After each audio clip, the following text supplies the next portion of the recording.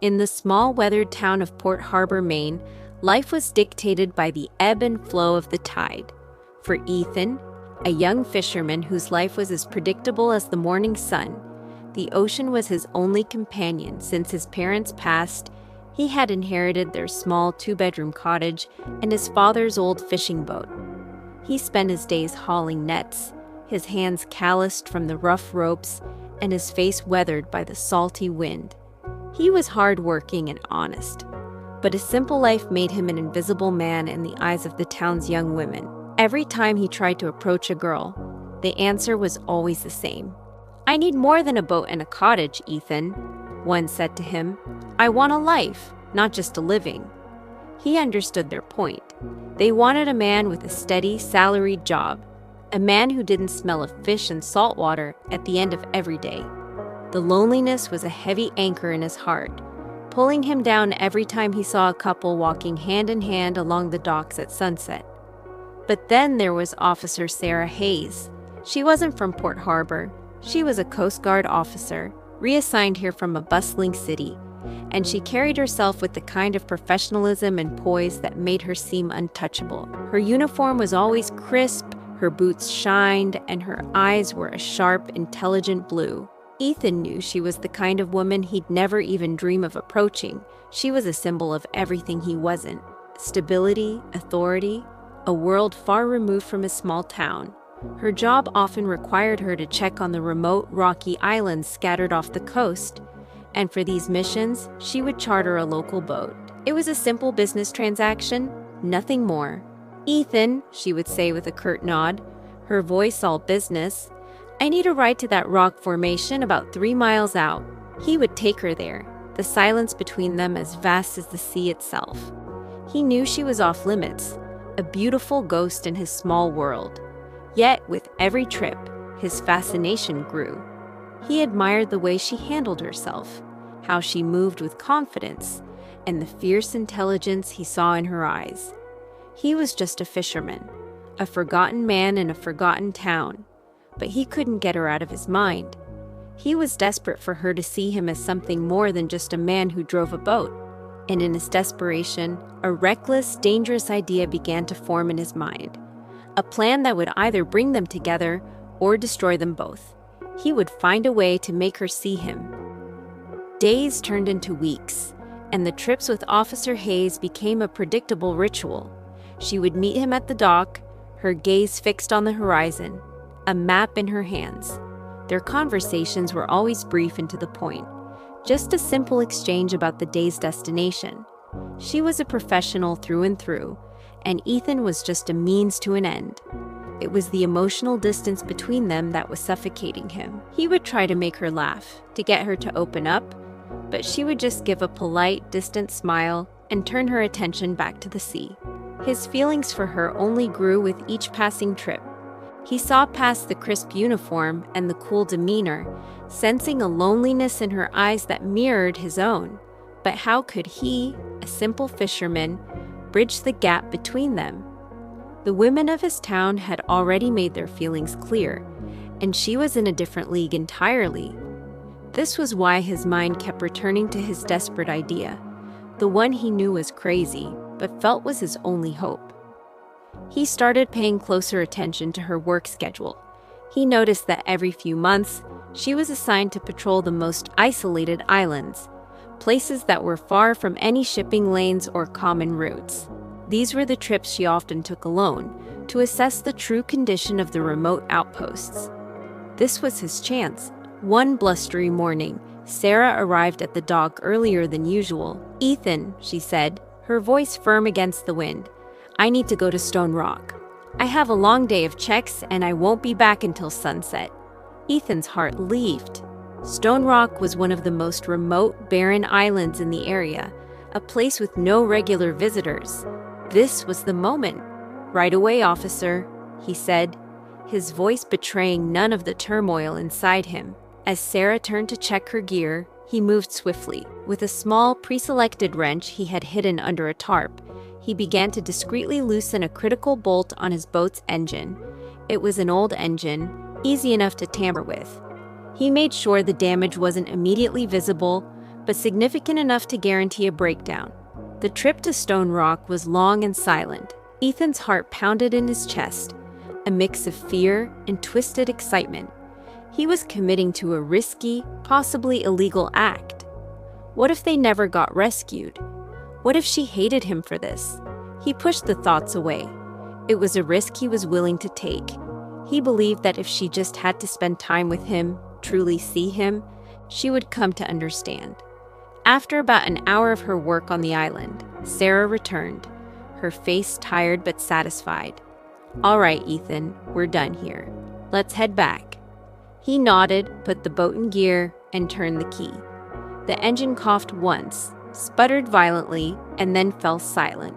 He tried again, and again, but the engine was dead. He faked a frantic expression, fumbling with the engine cover and pretending to check the parts. "No, no, no," he muttered to himself, his voice laced with feigned panic. "Something's wrong. It's completely dead." Sarah walked over, her face a mask of concern. "What do you mean dead?" she asked, her voice sharp. He looked at her with wide eyes. "I'm not sure. It's completely shot. I don't think I can fix it out here." The wind picked up and a few drops of rain began to fall. The reality of their situation sank in, a cold wave washing over them. They were stranded on an island in the middle of the ocean, with a storm on the way. His reckless plan had worked. Now all he had to do was hope it was worth the consequences. The silence that followed the engine's final sputter was more deafening than any storm. Officer Sarah Hayes, her face a mask of disbelief and frustration, stared from the dead engine to Ethan's apologetic expression. "Are you serious?" she asked, her voice low and sharp. "My radio's out of range. My phone has no signal. I'm stranded on a rock with no way to contact anyone." Ethan held up his hands in a helpless gesture. "I swear, Sarah, I don't know what happened. It just gave out." Sarah turned away from him, her gaze scanning the barren coastline. The setting sun cast an eerie orange glow, and the wind began to whip at her uniform. She was a professional. She had trained for emergencies, but this was different. She wasn't on a mission. She was a victim of circumstance, with the only other person around being the very man she had to trust. The thought was infuriating. "We can't stay here," she said, her voice strained. "The tide will rise, and the storm is coming." Ethan, who knew the island far better than she did, pointed toward a cluster of trees. "There's a small cave on the other side. It's safe and dry. We should go." They walked in tense silence, the only sound the crunch of their boots on the gravel. Sarah led the way, her officer's instincts taking over. She moved with purpose, her frustration barely contained. She had trained her whole life to be self-sufficient, and now she was at the mercy of a broken boat and a man she barely knew. They reached the cave just as the first fat raindrops began to fall. It was small, damp, and smelled of earth, but it was sheltered. Sarah went inside first, her hand instinctively on her sidearm, a habit born of years of training. She was a police officer, always ready for a threat, but here, the only threat was a broken boat and a quiet fisherman who had looked at her with sadness in his eyes. Ethan, seeing her unease, busied himself with gathering dry branches and leaves to build a small fire. "I'll make sure you're warm," he said softly, his voice a stark contrast to the howling wind outside. Sarah leaned against the cold rock wall, her arms crossed over her chest. The fire began to sputter to life, casting dancing shadows on their faces. "Don't get any ideas, Ethan," she warned, her voice firm and cold. "This is a rescue situation, nothing more." Ethan looked at her, his eyes serious. "I know, Sarah. I'm not a threat to you. I'm just here to make sure we both get through this." He didn't meet her gaze for long, instead turning back to the fire. The night stretched on, filled with the roar of the wind and the crackling of the fire. Sarah stayed awake for hours, her mind racing. She was a police officer, a beacon of order in a chaotic world. But tonight, on this tiny, isolated island, there was no order, no rules. It was just her, the sea, and a man who was her only hope. The fear was a quiet, suffocating presence in the back of her mind. She knew, with a certainty that chilled her to the bone, that they weren't getting off this island anytime soon. They would have to survive, together. The morning after the storm broke was a calm one. The sun rose over the vast ocean, and the sky was a clear, brilliant blue. Sarah and Ethan emerged from the cave, their clothes damp, their spirits tired. The air was fresh and clean, but the sight of the empty sea where their boat once sat was a stark reminder of their reality. There was no one coming for them, not yet. Sarah knew she couldn't afford to be angry. Her professional training kicked in. She was a survivor, but she didn't have the skills for this particular situation. She looked at Ethan, who seemed completely at ease in the wild. He was a fisherman, a man of the sea and land. In this new world, he was the leader.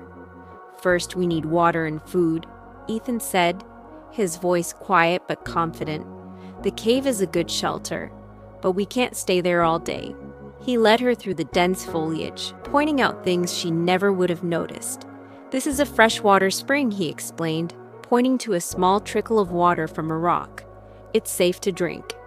He taught her which berries were safe to eat, how to identify poisonous plants, and how to find edible roots. As a city girl, Sarah was used to getting her food from a supermarket. Here, every meal was a hard-won victory. He also taught her how to fish without a rod, using a long, sturdy stick and some fibrous plant material for a line. He created a crude spear. "It takes patience," he said as he demonstrated the technique. "You have to be one with the water." Sarah, used to a world of firearms and high-tech equipment, found the simplicity of it both frustrating and humbling. Days bled into weeks, and weeks into months. Their daily rhythm was a simple, primal dance of survival. They would wake up at sunrise, forage for food, fish in the clear waters, and work on making their small camp more comfortable. Sarah's initial anger slowly dissipated, replaced by a quiet, determined resolve. She stopped complaining and started asking questions, soaking up every piece of knowledge Ethan shared. She learned how to start a fire by rubbing two sticks together, how to track small animals, and how to read the clouds to predict the weather. As they worked side by side, their conversations became longer and more personal. At night, by the warmth of the fire, Sarah would talk about her life, her dreams of joining the Coast Guard, the friends she had left behind, and the professional distance she had always maintained to be taken seriously in a male-dominated field. Ethan, in turn, shared his own story, his deep-seated loneliness, his longing for a family, and the bitter taste of rejection he had experienced back in Port Harbor. He confessed his fears and hopes, not as a fisherman talking to a police officer, but as a man talking to a woman who was slowly becoming his confidant. The island had stripped them of their titles and social classes. They were no longer Officer Hayes and Ethan the fisherman. They were simply Sarah and Ethan, two people relying on each other for survival. The initial tension gave way to a quiet, unspoken trust. One evening, after a particularly long day, Sarah looked at him as he tended to the fire. His face, usually so serious, was relaxed and peaceful. For the first time since she had been stranded, a genuine, warm smile touched her lips. She realized that she was no longer angry. In this strange, isolated world, she had found an unexpected sense of comfort and a bond she never thought she would have. The months they spent on the island had transformed them. The isolation, once a source of terror, had become a sanctuary, stripped of the labels and expectations of the outside world. They had found a connection that was pure and unburdened. They were simply two people who had found solace in each other. Their bond had grown into something profound, a quiet, undeniable love that transcended their pasts and their age difference. One night, as they sat by the fire, bathed in the soft glow of the moon, Sarah looked at Ethan. "I don't know what will happen when we get back," she began, her voice barely a whisper, "but I don't think I'll ever be the same." Ethan took her hand, his fingers tracing the calloused lines of her palm. "Me neither," he said, his voice husky with emotion. I spent my whole life feeling invisible, and here, you made me feel seen." In that moment of perfect intimacy and trust, Ethan knew he had to tell her the truth. It was a risk that could destroy everything they had built, but he couldn't let their love be founded on a lie. He took a deep breath. "Sarah, there's something you need to know. The engine. It wasn't a random accident. I broke it on purpose." The words hung in the air like a ghost. Sarah's eyes widened in shock, her hand pulling away from his. "What? Ethan, what are you saying?" she asked, a cold tremor in her voice. He looked at her, his heart pounding. "I was so desperate. I knew you'd never give a fisherman a second glance. I saw my chance, and I took it. I wanted you to be here, with me, so you could see the real me." Sarah was speechless, a whirlwind of emotions swirling inside her. The initial shock gave way to a wave of betrayal. He had lied to her. He had put them both in danger. But as she looked at his earnest, pained expression, she saw no malice, only raw honesty. She remembered the months they had spent together, the way he had cared for her, protected her, and taught her to survive. This wasn't the act of a manipulative villain. It was the desperate, foolish act of a man in love. A small, sad smile touched her lips. "You really are crazy, Ethan," she whispered, the anger replaced by a mix of awe and a strange, quiet acceptance. "But I understand. And somehow, I'm not even angry." Her confession was all he needed. Their hands met again, this time with a deeper understanding. Their love was no longer just a consequence of their isolation. It was a choice, a bond forged in fire. Weeks passed and their love deepened. The island was no longer just a place of survival. It was a home. But then, a new, completely unexpected reality began to take hold.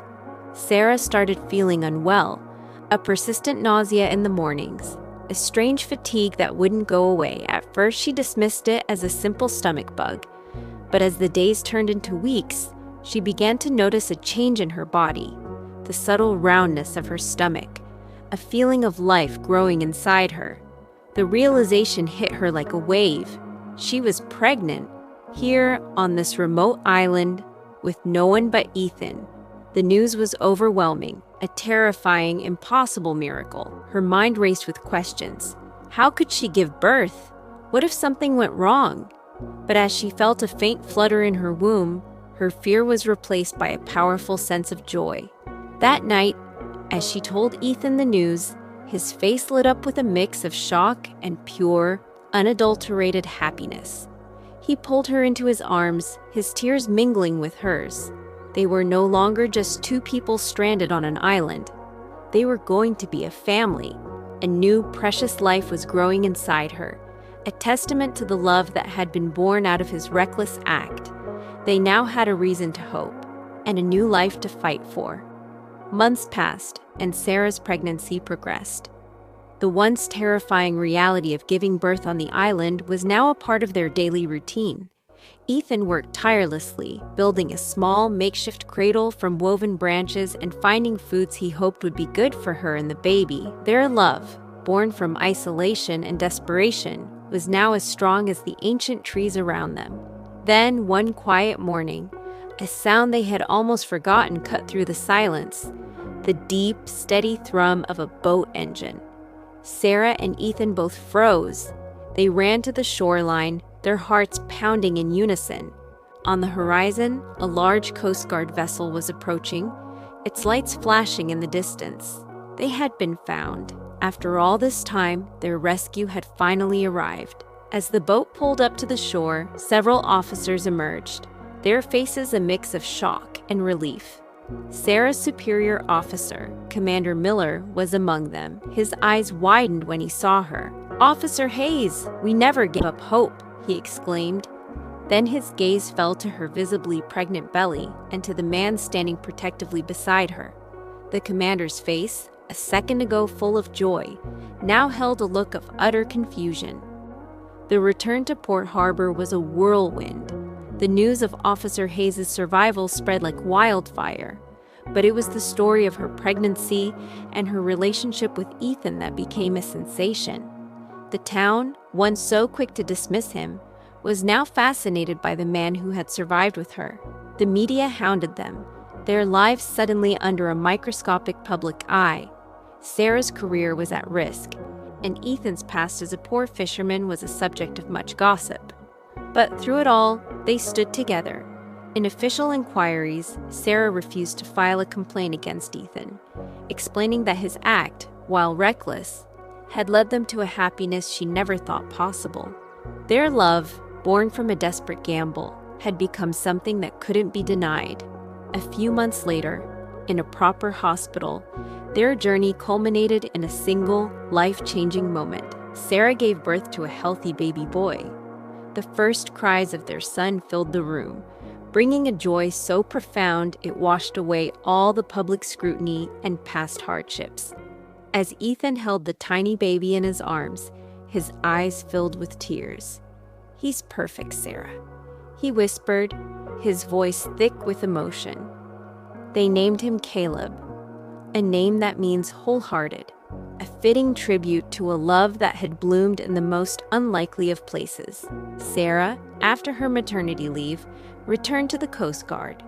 The scandal had faded, replaced by respect for her resilience and strength. Ethan, no longer just a fisherman, used his new life to build a better future for his family. He eventually bought a larger boat and started a small charter business, no longer just hauling fish, but sharing his profound knowledge of the sea with tourists and scientists. Their story became a legend in Port Harbor. It was a testament to the fact that destiny sometimes has its own way of bringing people together. Their island, once a prison, had become a sacred place where two lost souls, a police officer and a fisherman, found not only each other, but also their true purpose. They were a family, forged not in a perfect world, but in a wilderness of their own making, a love story as timeless as the ocean itself.